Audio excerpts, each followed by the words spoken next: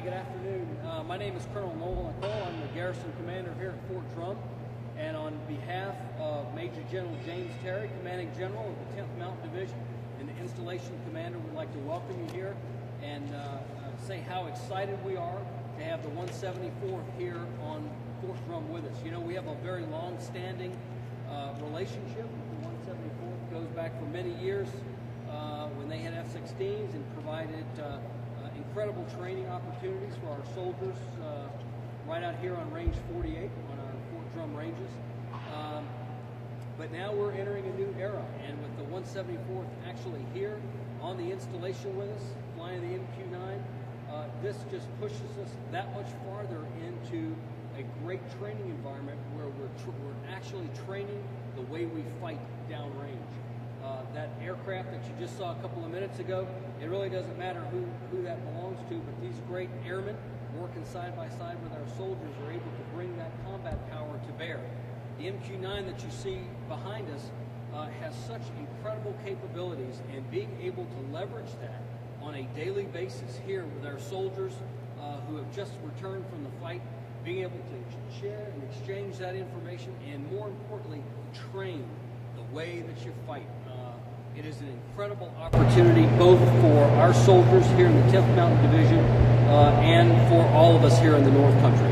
So again, I would just like to thank Spider and the guys from the 174th for what they've done, the capability that they're bringing to support our soldiers in the 10th Mountain Division who are here in the fight.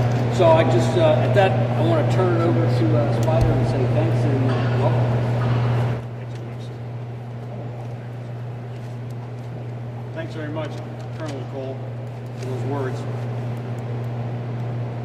And as Colonel Nicole was saying, we are very excited in the 174th Fighter Wing to start a new chapter in our long history of tactical aviation.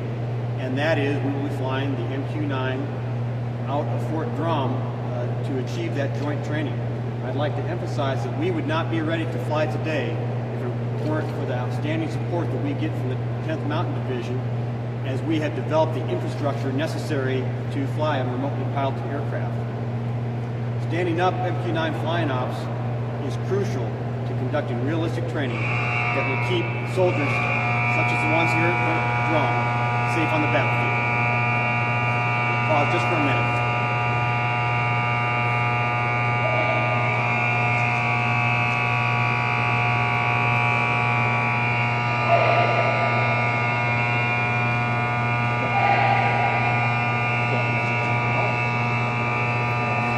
As you know, the 10th Mountain Division is redeploying units from Afghanistan, and as you can tell, they're busy down there getting all their equipment back in order.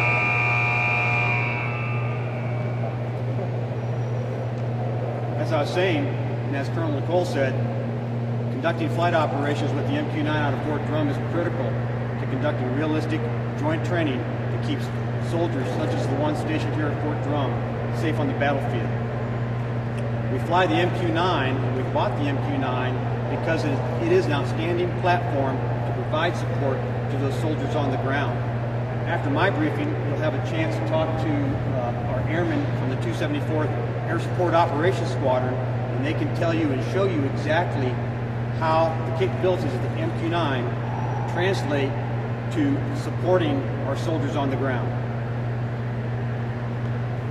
Here at Fort Drum, we are ready to fly the MQ-9. We are waiting for final FAA approval, which is expected within the next week. We're in the last stage of 5 stages of approval for what's called a certificate of authorization.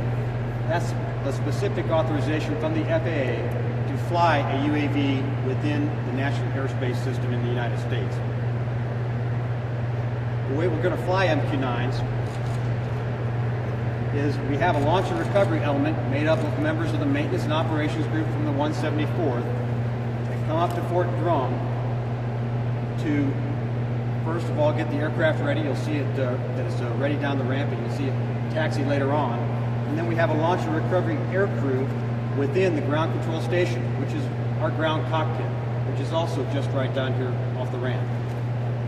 This launch and recovery element will start up the aircraft, taxi it out, and take it off using a ground data terminal, which is a line-of-sight radio to take it off the land. The MQ-9 needs to use this line-of-sight radio so there's no delay in the flight control response for takeoff and landing. Once it takes off and gets up to a safe altitude, then a training air crew down at Hancock Field, which is in a different ground cockpit, if you will, establishes a satellite link with the MQ-9, takes control of it, and then flies that MQ-9 for its training sortie. During the duration of that sortie, which could be 2 hours to several hours, more than one training crew can swap out in there and achieve their student training events. So the MQ-9 will be flown in its training scenario through the satellite link, and then at the end of that sortie, the remote crew will fly the MQ-9 back to Fort Drum, where the launch and recovery crew take control of the MQ-9 with the line-of-sight radio again, and then land, taxi back in, and shut down. We're going to fly using the same exclusive military training airspace that we use in the F-16, that is still used today by F-16s, A-10s, F-15s, and MQ-9s. We'll be taking off right from this runway here at Fort Drum, and then if you reference the poster to my far right, we'll be climbing up into a restricted area next to Fort Drum called R-5201. That is restricted airspace that can only be entered by military aircraft. The MQ-9 can conduct training within that restricted airspace, or it can climb above 18,000 feet and then move out into the area designated by the dashed lines. That's called air traffic control assigned airspace, above 18,000 feet, and then we can go usually within 30 to 50 miles of Fort Drum is where we'll be flying and conduct our flying training.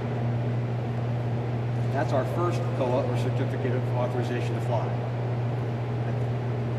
We should also receive authorization to do the same thing, take off from Fort Drum, climb in restricted airspace, and then fly over to Lake Ontario, where there is additional restricted airspace and additional air traffic control assigned airspace above 18,000 feet, where we can also conduct training. But just as we did in the F-16, the vast majority of our training will be done in the airspace near Fort Drum.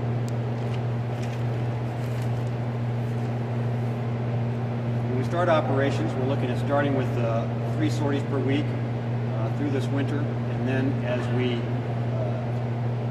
gain more trained air crews, more trained maintenance, and the rest of our local flying aircraft, we should be able to expand that to 6 sorties per week as we get into next summer. And then on each of those sorties, there could be 1, 2, or 3 student events being done on each of those sorties, depending on how long we leave it airborne. Most of these sorties will be used to train student air crews that are being trained by the MQ-9 formal training unit that was just announced at Syracuse. These are air crews that are new to the MQ-9 and will be trained, both pilot and sensor operator, to operate the MQ-9. Other training sorties will be used to support continuation training for current MQ-9 air crews, also to train launch and recovery operations for our launch and recovery air crews, and then also to conduct live munitions training on the Fort Drum range. That concludes my prepared remarks, and I'm prepared to take questions.